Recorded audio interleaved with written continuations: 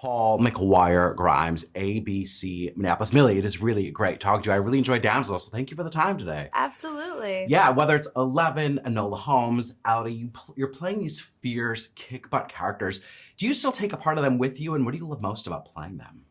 I think, yeah, I would say I definitely take a little bit home with, I mean, it's difficult with Elodie. Well, it's with Elodie, I would go home with like bruises and because the thing is have you seen the film? Oh yeah, yeah. Okay, so you know how much dirt and bruises and cuts and scrapes and blood. I mean, it's like You're in that every cave day, quite a all the bit. time, right? So I'm somebody who the second they yell cut and send me home, I will not go and like de-dress really in my trailer. I'm just like, take my thing off, put my PJs on, go back home. So I would go home, but I would still look like Elodie, like bruises.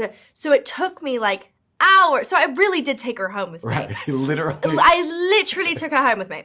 And I know in this movie, you're also an executive producer, which you've done before. What do you love about being behind the scenes? And does that kind of shape the projects that you want to take on in the future? Yeah, I mean, I love being behind the scenes. I think for me, that really started when I started Stranger Things because the directors of Stranger Things, the Duffer Brothers, were so inclusive and collaborative on my journey and always pushed me to be expressive on what I felt was right, if that was a shot or a plot hole or a line or, you know, whatever that may be, an idea. They were just very, very collaborative, which only pushed me to make me feel like I was capable of doing something like that, which is really cool. Absolutely. I'm a huge Stranger Things fan. Oh, so like that's I great. cannot wait for the last season. Now you get to share scenes with Robin Wright and Angela Bassett, just two of the greatest. Yes. What makes them ideal scene partners? And then did you just ask them for any advice about, like, you both have been working in this industry for decades. What can you tell me? What can I expect? I mean, absolutely. I do that with really all actors that I work with. You know, on Enola, I work with Helen Bonham Carter. And Stranger Things, I work with Winona Ryder. So for me, this is like dream come true for any, you know, one, child actor, but two, like a woman. You know, I feel truly grateful that I'm able to work with such excellent, wonderful, kind women. And yeah, I mean, I love them as scene partners. I just learn so much, you know, and it makes you really focus, right? Because you're just like, I cannot drop the ball. Yeah. So yeah, I think it really pushes me. I love it. I love knowing that. Now you have scenes against like a CGI dragon, obviously, which you're like not, which you're used to in a way with, you know, but did you get to hear any of like Shohreh Aghdashloo's voice going into just like to know what she was going to do with the character? Or was that all done after you wrapped? No, I did know what she was going to sound like. So that was quite normal for me.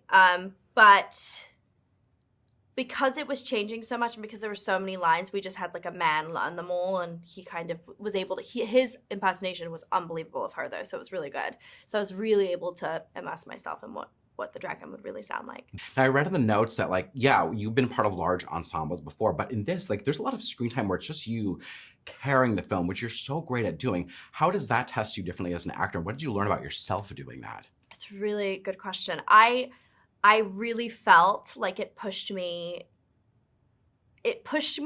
really far as an actor. Like it's like going to high school. Like it's like 4 months of high school. You're just like, oh, I have to do this. I have to jump into this and I have to be really good at it because you can't get sick and you can't get an injury. You know, you can't just have really a bad day. Like you have to go in all the time and give it 150. You can't wait for the other actor to give energy. You have to give energy. You can't be late. You can't have a longer lunch than you want to. It's like, you know, all of those things you think, you know, with the ensembles, like Stranger Things, it's like 40 of us. So I'm able to be like, oh, I have a cough, you know, because, you know, nobody should have to go to set work, to work sick. But like on Damsel, I didn't get sick. I think it was probably because I was moving so much. But, you know, when I did get sick, I was just like, I've got to do this. I have a crew waiting on me and, you know, and I think it was that really pushed me, just to not just have to solely rely on myself. Absolutely. That's a huge just learning lesson in general about relying on yourself. I Mm. got the rap. Paul McGuire Grimes, ABC, Minneapolis. Robin, it is so great seeing you again. Thank you for the time today. I had a lot of fun with Damsel. You're so great in it, so thank you. Oh, you saw it. Good. Yes, of course. Now, it's so great seeing you return to the fantasy genre. As an actor, what do you love most about playing within that genre versus the realism that you do so good? Well, it's just, tongue in cheek in between takes where you're giggling at how venal you're being as a character. But Juan Carlos he described it so well. When I said, how is this going to be different than the other fantasy adventure films? And I think it is. I think he definitely turned it on its head a little bit. Yeah, I mean, there's certainly kind of a flipping of the script and the role that you'd expect of her to play. Speaking of Juan Carlos, he said that you were the dream actress in mind for this role. What does that mean for you to hear that of a director who wants you for something like this? Oh, I guess that means I'm going to play more evil queens. Is that what that is? Oh my God, that's funny. Now, there's a line in the movie that Millie has that says, "I'm through doing what I'm told." When did you, Robin Wright, know in your career that you could be done doing what you're told and have the career that you wanted it to be? I'm not there yet. Really? That's surprising. I mean, you are formidable. You are incredible. So I'm just surprised by that. Why? Well, you have to do press. You have to talk about the thing that you think, well, shouldn't we just act and play the part and then leave it behind for people but then you have to talk about it a year later, and we're doing it right now.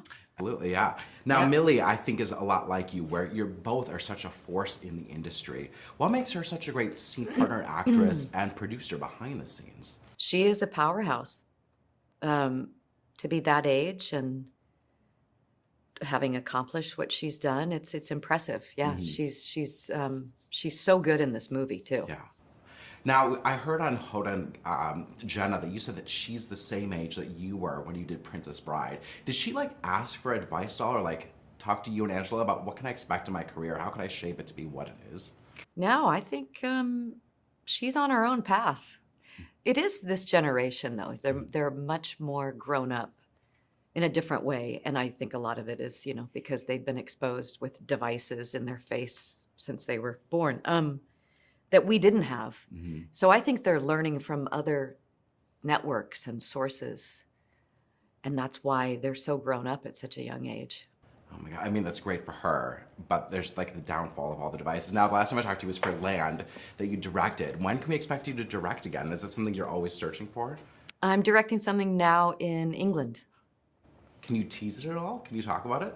Yeah, it's a new TV series for Amazon. That's great. How do you find, you've been working for decades in incredible stuff, masterpieces time and time again, that have stayed in the pop culture. How do you define this stage of your career? I'm just always fingers crossed that, you get another job. There's no security in our industry. Right. So you just hope and pray that you get to do the thing that you love so much. I love it. I'm excited for the new the Amazon series to see what you have to come up with. So that's great. Thank you. Thank you for the time today, Robin. It's Thanks. great seeing you again. Thank you. You too.